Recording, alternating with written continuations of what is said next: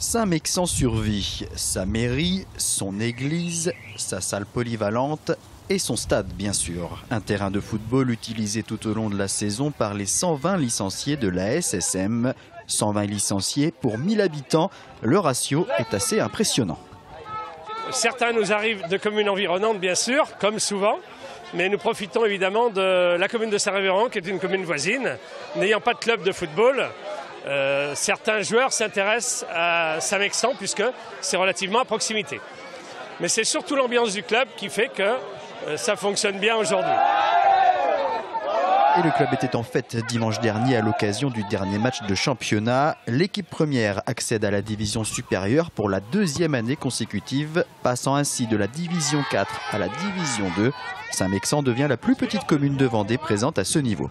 Saison exceptionnelle puisqu'on va monter en D2, donc le club avait pas prévu ça au départ, donc saison exceptionnelle.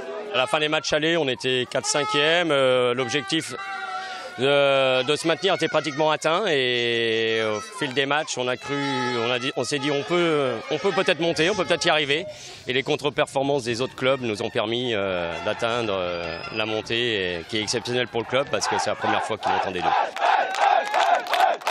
Un club où règne la convivialité avec beaucoup de bénévoles très impliqués et où certains joueurs ont montré leur attachement à cette deuxième famille de façon pour le moins originale.